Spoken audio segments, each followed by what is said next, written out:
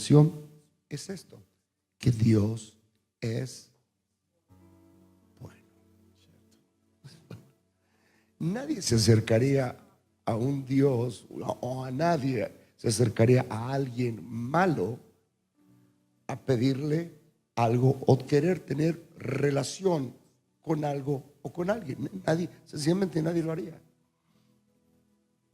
Ayer estábamos un grupo de pastores de aquí, desde Tijuana hasta Chiapas, en la Ciudad de México, en un hotel, hablando sobre y haciendo algunas estrategias para el nuevo tiempo que Dios le está dando a México. Y un hermano estaba hablando de que en estas elecciones nunca antes en toda la historia de México se había orado tanto para una elección. Nunca, jamás. Eran millones de personas orando. Y él decía que Dios había derramado un espíritu de gracia y oración, como dijo el profeta, ¿no? Y le dije, es que ese es el secreto. Porque la gracia sin la oración es una pérdida de oportunidad. O sea, gracia significa que Dios te da a cambio de nada. Ahora, si Dios está dando a cambio de nada, ¿por qué no vas a ir a orar y pedirle? Y la oración sin la gracia es una tortura.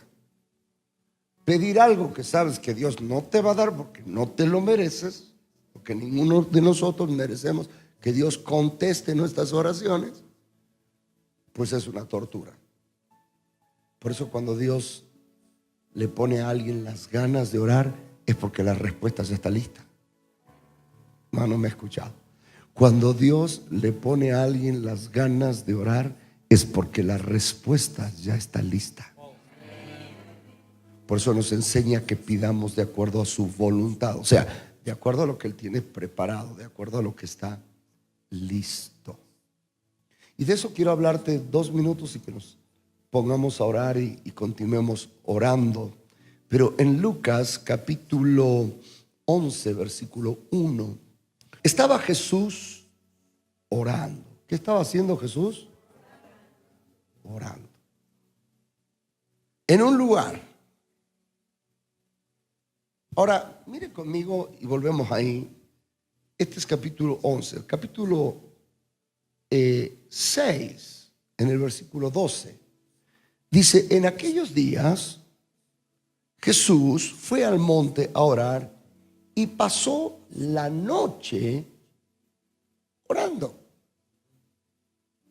Pero yo le voy a decir algo. Si Jesús sentía la necesidad de orar, ¿quién nos hace pensar nosotros que nosotros no tenemos que orar? Y no fue una persignada, ni tampoco una oracioncita así por la comida. Vio cuando tiene hambre usted que ora rapidísimo. No. Jesús pasó la noche orando. Ese es el capítulo 6. Ya los discípulos lo venían viendo. Lo venían observando.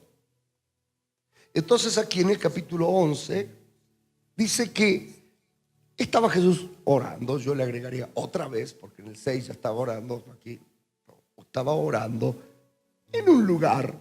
Diga conmigo, en un lugar.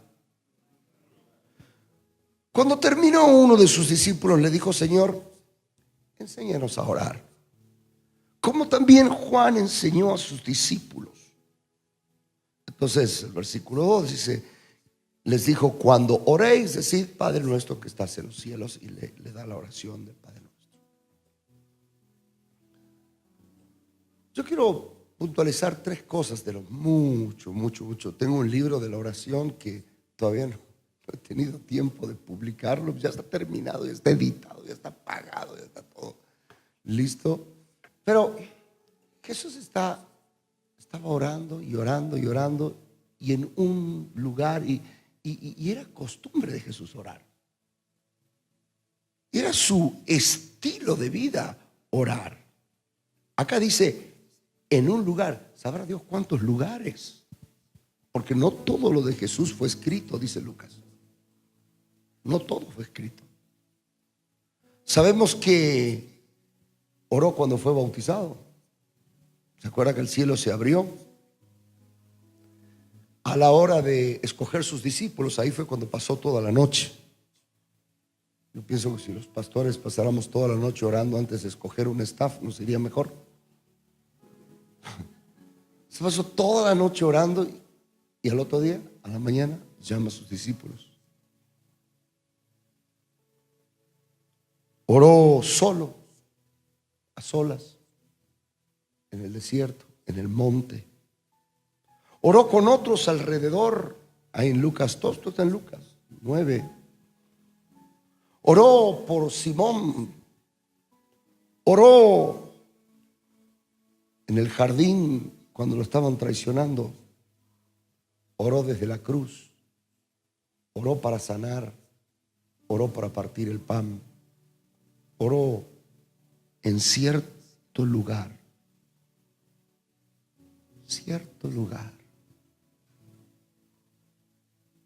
Usted va a decir que estoy loco, pero no. ¿Sabe que también oró en Querétaro? Se lo voy a mostrar. ¿Sí que anduvo por acá? No solo anduvo, por aquí anda.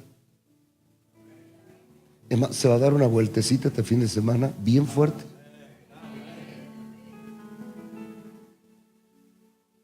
Jesús estaba, me encanta ese cierto lugar, estaba orando. Y cuando termina de orar, le dicen sus discípulos: enséñanos a orar. Note usted que no le dijo: enséñanos cómo orar. Y yo investigué mucho esto, porque el cómo hay una diferencia entre el a orar al cómo orar. El cómo tiene que ver más con el proceso, con la maquinaria, como en una fórmula. Tiene que ver con el modo, la manera o el instrumento con que se efectúa algo, dice el diccionario. Y a veces eso es lo que buscamos, que nos digan: a ver, arrodíllese así, levante la mano derecha un poquito más alto que la izquierda. No le dijeron eso a los discípulos. El a, la preposición a, tiene que ver más con el hacerlo juntos, con el decir: ven, Marlene, lo vamos a hacer juntos, vamos a predicar juntos. Vas a tomar otro micrófono y tú y yo vamos a ver. Cuando yo diga algo, tú lo vas a hacer. Y cuando yo haga así, tú vas a hacer así. ¿Me explico? Gracias. Y eso es lo que pedían los discípulos.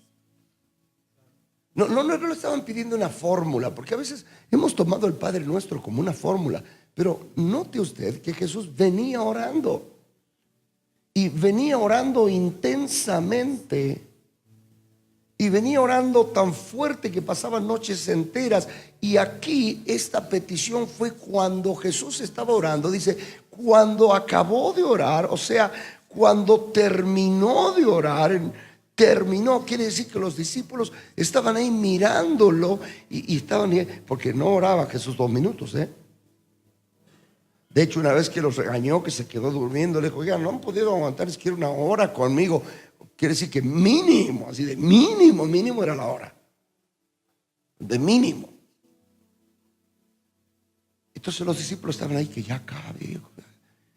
Se ve que lo miraban y lo observaban. Tal vez estaba arrodillado, tal vez estaba postrado. Tal vez sus oraciones más hermosas eran cuando no decía nada. Era la comunión con su Padre. No sabemos. Pero había algo en su oración y en su comunión que ellos dijeron: nosotros queremos orar así.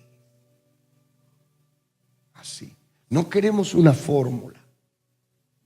Porque pareciera que Juan el Bautista hacía lo mismo con los discípulos, se juntaba y oraba con ellos. Así como Juan se tomaba el tiempo y oraba con ellos. Así que el secreto para aprender a orar está aquí. ¿Sabe lo que es esto?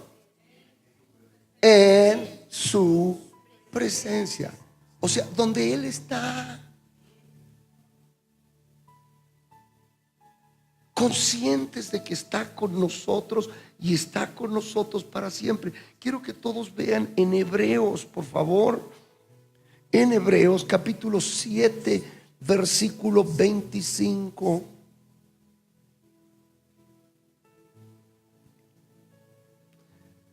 Por lo cual, habla de Jesús, también puede salvar perpetuamente a los que por Él se acercan a Dios.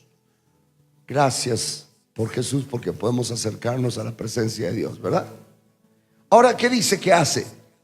Viviendo para siempre, ¿para qué? No escuché, ¿para qué? ¿Qué hace Jesús? Intercede. Abogado tenemos para con el Padre a Jesucristo el justo. ¿Y cuándo lo hace? Ahora, acá dice que los que se acercan a Él, Él los salva. ¿Alguna vez usted se ha acercado al Señor aquí en Querétaro? ¿Se ha acercado al Padre a través de Jesucristo a la presencia? ¿Alguna vez estuvo en su presencia? Entonces dice que cuando usted se acerca a la presencia del Señor, el Señor hace una obra, no solo de salvación del infierno. Salvación significa restauración. Y luego, ¿sabe lo que se queda haciendo? Intercediendo. Por eso sé que Jesús oró aquí en Querétaro. ¿Por qué? Porque aquí gente se ha acercado a su presencia. Por eso, porque eso es lo que vamos a hacer este fin de semana. Y cuando nos acercamos a la presencia del Señor, no solamente nos acercamos, pero ahí está Jesús, casi como Kiko, ándele, ándele, Señor, ándele. Bendícelos. Y el diablo, que es el acusador de los hermanos, dice: no, yo lo conozco lo que ha hecho, no lo bendigas. Jesús dice: bendícelo, Padre. Tú y yo hicimos un trato que lo ibas a bendecir. Hay un nuevo pacto, hay un nuevo trato, que tú los ibas a bendecir, que yo perdonaba sus pecados y todas sus faltas se las quitabas, y bendícelos. ¿Y qué quiere que le diga? Esta mañana está aquí intercediendo.